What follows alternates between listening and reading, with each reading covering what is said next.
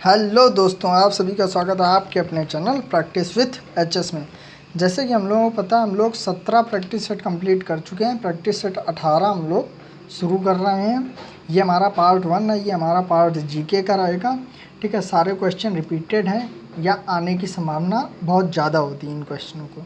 ये तो हम नेवी एमआर के प्रैक्टिस सेट सॉल्व कर रहे हैं इसके पब्लिकेशन के। लेकिन अगर आप एसएससी, बैंक, रेलवे या किसी भी वनडे एग्ज़ाम की तैयारी कर रहे हैं जिसमें जो है जीके, मैथ, साइंस ये आते हैं नॉर्मल वाले 10th लेवल के, तो उसके लिए ये बहुत इंपॉर्टेंट है सेक्शन।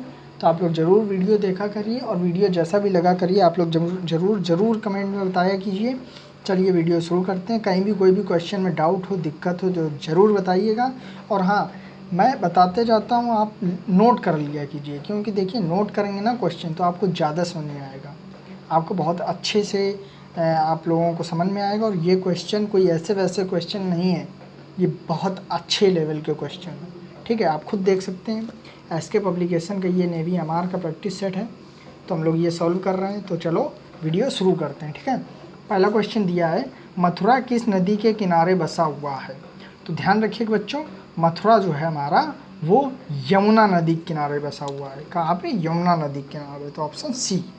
ठीक है बच्चों, अगले पे चलते हैं। अगला हमारा, भारत के मुख्य न्यायाधीश की नियुक्ति कौन करता है? तो ध्यान रखिएगा, भारत के मुख्य न्यायाधीश की नियुक्ति राष्ट्रपति करते हैं। कौन करते हैं? राष्ट्रपति। आई होप आप लोगों को सब समझ में आ रहा होगा। अगले क्वेश्चन चलते हैं।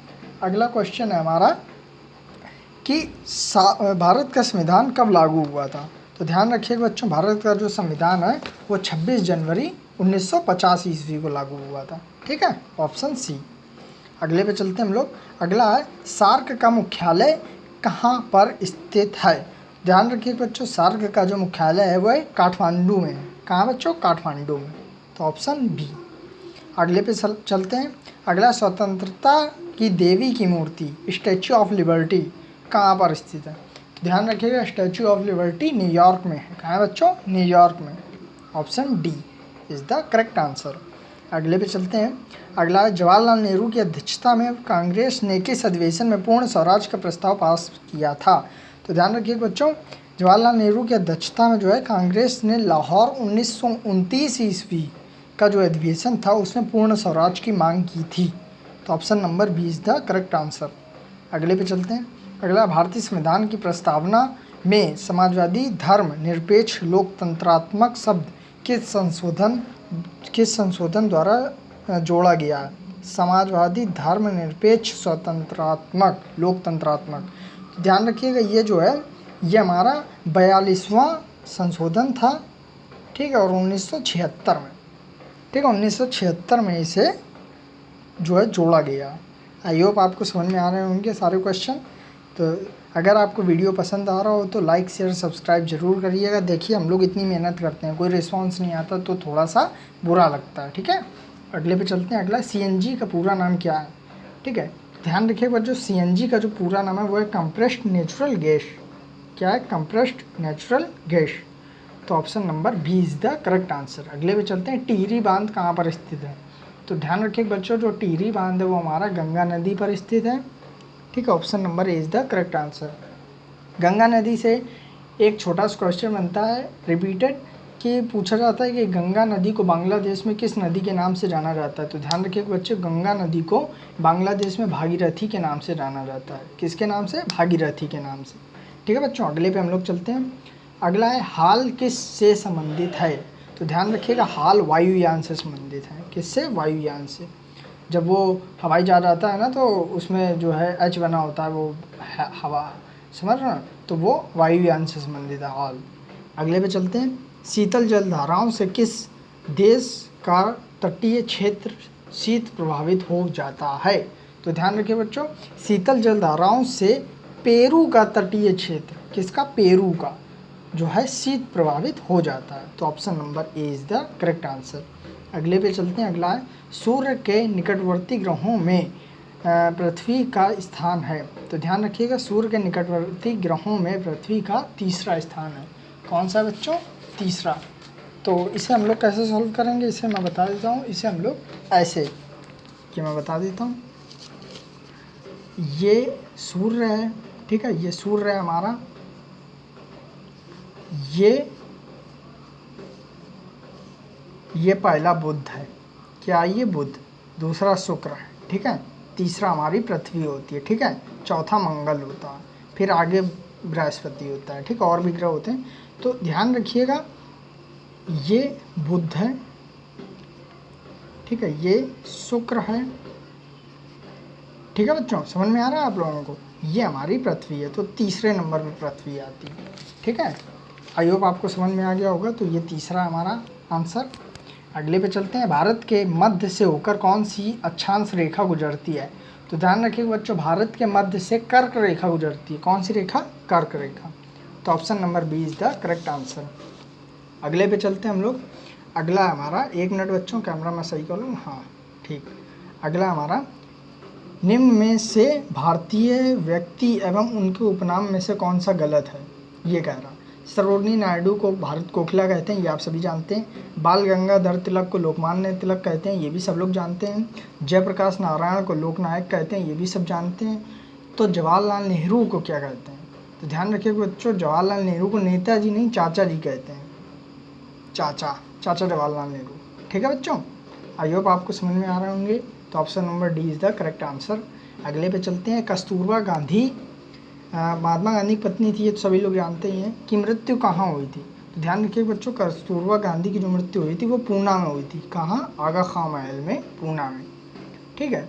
अगले पे चलते हैं हम लोग, अगला है, सन 1853 में पहली रेलगाड़ी कहाँ से कहाँ चली। तो ध्यान रखिए बच्चों, मुंबई से थाड़े के बीच चली थी 1853 ईस्वी में पहली रेल, ठीक है।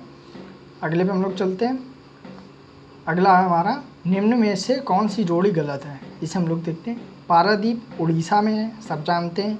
मंगलूर कर्नाटक में है, ये भी हम सब जानते हैं। कांदला गुजरात में, हम ये भी जानते हैं। लेकिन मीनाक्षी मंदिर आंध्र प्रदेश में नहीं है, मीनाक्षी मंदिर है मदुरा कर्नाटक में है, ठीक है बच्चों। Option number B is the correct answer.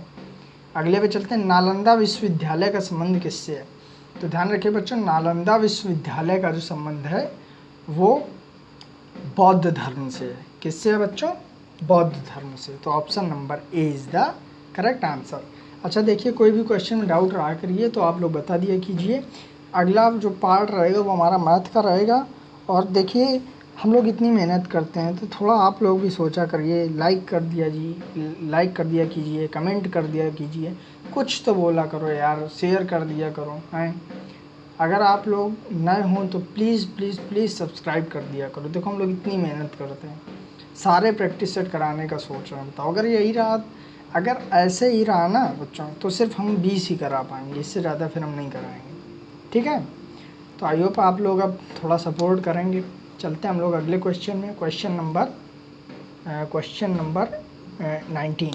निशाने पाकिस्तान की उपाधि किस भारतीय को मिली थी। तो ध्यान रखिए बच्चों, निशाने पाकिस्तान की उपाधि जो है ये मोरारजी देसाई जी को मिली थी। किन्हें मिली थी, मोरारजी देसाई को। तो option number B is the correct answer. अगले पे चलते हैं, अगला है, बिरजू महाराज का संबंध किस नृत्य से है। तो ध्यान रखिएगा, बिरजू महाराज जो हैं वो कथक के जो है टीचर हैं, कथक पढ़ाते हैं वो, ठीक है, कथक नृत्य पढ़ाते हैं। तो option number C is the correct answer. अगले पे चलते हैं, अगला है, खिलाफत आंदोलन को किससे जोड़कर देखा जाता है। तो ध्यान रखिएगा, खिलाफत आंदोलन जो है वो मुस्लिम हिंदू की एकता से संबंधित है, हिंदू मुस्लिम की एकता से संबंधित है। तो option number B is the correct answer. अगले पे चलते हैं हम लोग, अगला है, मोहम्मद गौरी कहाँ का शासक था।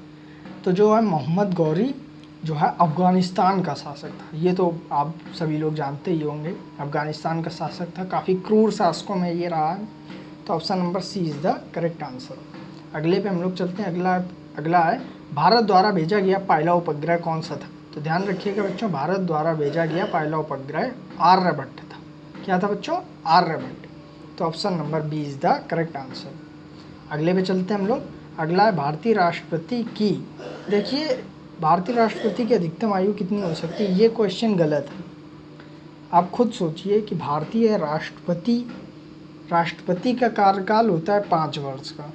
पहली बात, राष्ट्रपति की जो मतलब क्या कहते हैं कि आयु होती है ना, निम्नतम आयु वो होती है 35 वर्ष। 35 वर्ष में राष्ट्रपति का चुनाव होता है। तो ये तो क्वेश्चन कोई लॉजिक ही नहीं है ना। आप खुद देखिए, भारतीय राष्ट्रपति की अधिकतम आयु कितनी हो सकती है, समझ रहे हैं? अधिकतम आयु कितनी हो सकती है? राष्ट्रपति जब खुद 5 साल तक अपने पद पर रहता है तो ये तो क्वेश्चन ही नहीं बनता है। आप लोग खुद दिमाग लगाइए, इसका मतलब ये क्वेश्चन रॉन्ग है। आई होप आप लोग समझ रहे होंगे। ये राष्ट्रपति की जगह मेरे हिसाब से न्यायाधीश होना चाहिए, सुनो, उच्च न्यायाधीश मेरे हिसाब से। तो उच्च न्यायाधीश की अधिकतम आयु कितनी हो सकती है? तो प्रेजेंट टाइम में अगर हम इधर लिख लें उच्च न्यायाधीश, आप समझ रहे होंगे, आप लोग लिख लीजिएगा।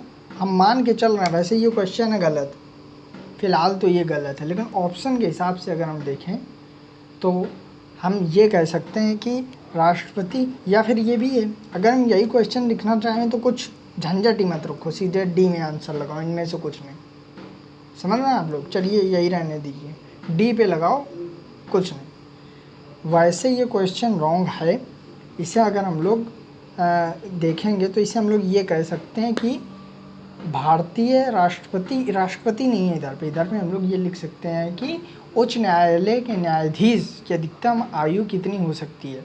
तो जो न्यायाधीश हैं उनके प्रेजेंट टाइम में 62 वर्ष है रिटायरमेंट आयु, लेकिन जो है धारा 114 के तहत सरकार विचार कर रही है एक मतलब 65 वर्ष करने की, 3 वर्ष और बढ़ाने की।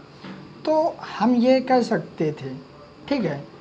तो आई होप आप लोगों को समझ में आ रहा होगा मेरे इस क्वेश्चन का मसला क्या, झंझट क्या। आप खुद दिमाग लगाइएगा ये क्वेश्चन में, ठीक है, फिर मुझे बताइएगा कमेंट करके। कोई लॉजिक ही नहीं बनता भाई। भारतीय राष्ट्रपति की अधिकतम आयु, जब तक जिंदा रहेगा तब तक अधिकतम आयु, बताओ। ऐसे तो 5 वर्ष होती है, ये सब जानते हैं। चलो फिर इसको हटाओ, फिर देखते हैं बाद में। अगले पे चलते हैं हम लोग। ये लास्ट क्वेश्चन है और ये बहुत इंपॉर्टेंट क्वेश्चन है, रियल में ये इम्पॉर्टेंट है, सारे एग्ज़ाम्स के लिए ये इम्पॉर्टेंट है। क्या है क्वेश्चन, ये देखते हैं। भारत में दिए जाने वाला सर्वोच्च वीरता पुरस्कार कौन सा है? तो ध्यान रखिएगा, सबसे सर्वोच्च वीरता पुरस्कार परमवीर चक्र है। क्या है बच्चों? परमवीर चक्र। तो आज के लिए इतना ही रखते हैं बच्चों। देखिए 25 क्वेश्चन हो चुके हैं। कल से हम लोग मैथ शुरू करेंगे, पार्ट सेकंड। देखिए हर एक प्रैक्टिस सेट में हमारे यहाँ 3 पार्ट बनते हैं। कितने? 3 पार्ट। पहला रहता है हमारा जीके का, दूसरा मैथ का, तीसरा साइंस का। अब ये दूसरा मैथ का चलेगा कल, देख लीजिए आप लोग। दूसरा जो है मैथ का चलेगा, ये देखिए दूसरा जो है मैथ का चलेगा। फिर हमारा अगला जो तीसरा रहेगा वो साइंस का चलेगा। तो आई होप आप लोगों को वीडियो पसंद आ रहे होंगे। अगर वीडियो अच्छे लग रहे हो तो चैनल को लाइक, सब्सक्राइब, शेयर ज़रूर करिएगा। आई होप आप लोग सपोर्ट करेंगे इसी तरह जैसे करते आ रहे हैं। तो चलिए आज के लिए इतना ही रखते हैं। किसी भी बच्चे को कहीं भी कोई भी दिक्कत हो तो बेझिझक कमेंट में बता सकता है, ठीक है। तो जय हिंद, जय Bharat, good night, keep practice, keep support. और जितनी ज़्यादा प्रैक्टिस करेंगे उतना आपके लिए अच्छा होगा, ठीक है बच्चों। ये बेस्ट प्रैक्टिस सेट माना जाता है। और कहीं भी कोई भी दिक्कत हो तो बताइएगा। जय हिंद, जय भारत।